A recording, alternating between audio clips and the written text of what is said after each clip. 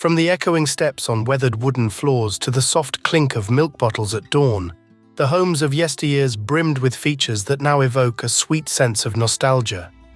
These relics of the past not only shaped the way we lived, but also left a mark on our hearts.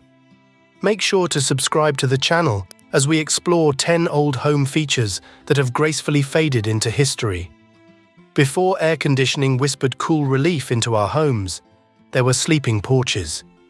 These breezy, screened-in spaces provided a refuge from the stifling heat of summer nights. Located on the second floor, or attached to the back of the house, sleeping porches were furnished with beds and light linens, allowing families to sleep under the stars, lulled by the sounds of nature. They were not just functional, they were magical, transforming sleep into an outdoor adventure. The sleeping porch represented a connection to the natural world that is often missing in today's hermetically sealed homes. Long before the minimalist lines of modern bathroom design, there was the clawfoot tub, a bastion of relaxation that stood proudly on 4 decorative legs, like a lion resting on its haunches. These tubs weren't just bathing spaces. They were the centerpieces of the bathroom, often situated so that one could gaze out of a window while soaking. The clawfoot tub was a symbol of leisure and luxury, a place where one could escape the hustle and bustle of daily life.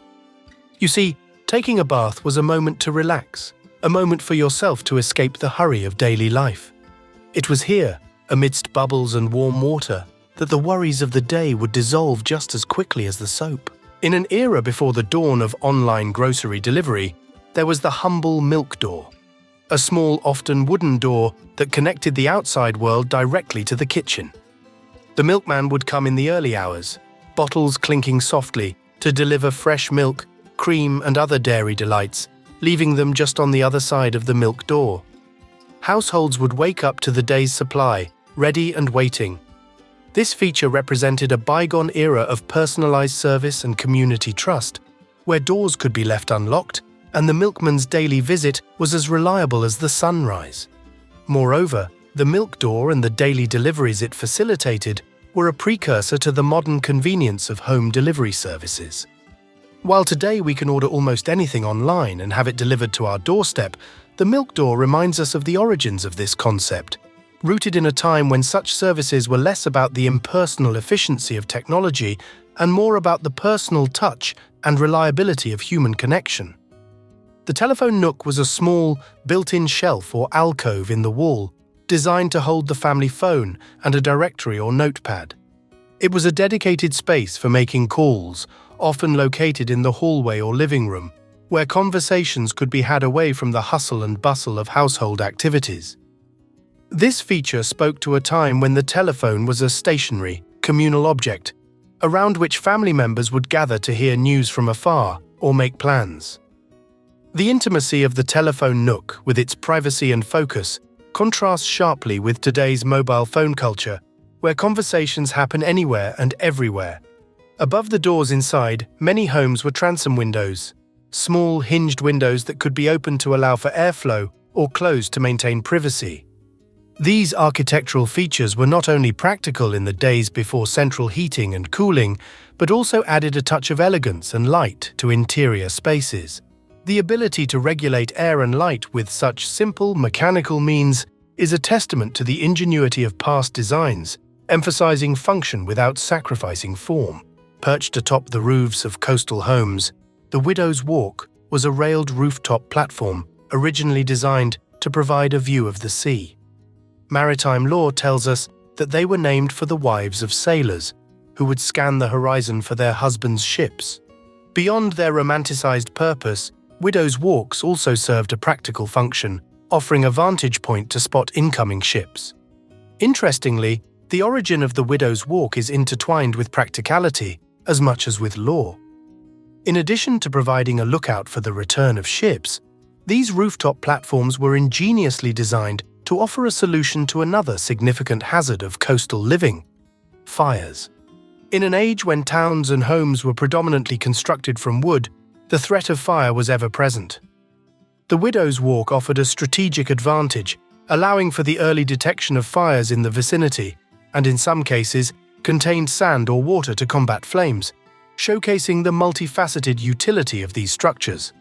Moreover, the design of widows' walks varied widely, reflecting not only the functional needs of the household, but also the aesthetic tastes of the period. Some were simple and utilitarian, while others were elaborate, adorned with intricate railings and decorative elements that echoed the architectural styles of the time, from Victorian to Gothic revival. This diversity in design highlights the widow's walk's status as both a practical feature and a statement of architectural beauty and sophistication. Today, while few homes feature these reminders of maritime history, the stories and emotions they evoke continue to capture our imagination, symbolizing both hope and heartache. Dutch doors, those charmingly practical inventions, are split horizontally in the middle, allowing the top half to open while the bottom half remains closed. This unique design provided the dual benefits of ventilation and security, letting in fresh air and light while keeping out animals and uninvited guests. Dutch doors also facilitated easy conversation and the exchange of goods without fully opening one's home to the outside world. In an age before screen doors and air conditioning, they embodied a simple, ingenious solution to everyday needs, blending functionality with an inviting openness.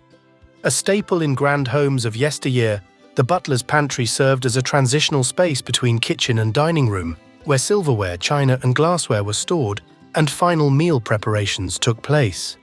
These narrow rooms or hallways allowed servants to efficiently manage the flow of dishes and silver, ensuring that entertaining was a seamless affair. In today's homes, where open-plan layouts and casual dining prevail, the butler's pantry is a rare find, its elegance and utility harkening back to a more formal era of home entertaining. Before the advent of electric refrigerators, the icebox was an essential household appliance. Made of wood and lined with tin or zinc, it was designed to hold a large block of ice in one compartment, with food stored in others. The icebox was a marvel of its time, enabling families to keep food fresh longer.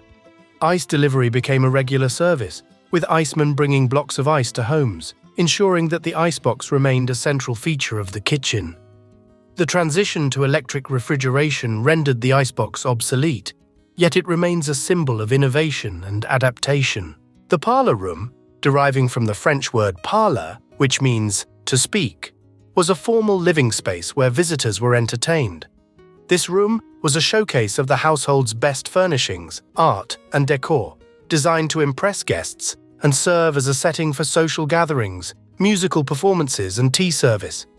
In an era when social calls were a fundamental aspect of daily life, the parlor was the heart of social interaction within the home. Over time, as living spaces became more casual and multifunctional, the distinct role of the parlor faded, merging into the modern living room or family room. Yet, the concept of the parlor endures, reminding us of a time when personal interaction was cherished and the art of hosting was paramount. These features, though faded from the fabric of current home design, evoke a sense of nostalgia and warmth. They remind us of a time when homes were not just places to live, but spaces that shaped and were shaped by the rhythms of daily life. Did you encounter any of these features in your childhood home, or did your parents ever mention them? Make sure to subscribe to the channel and leave a comment to let us know. Thanks for watching.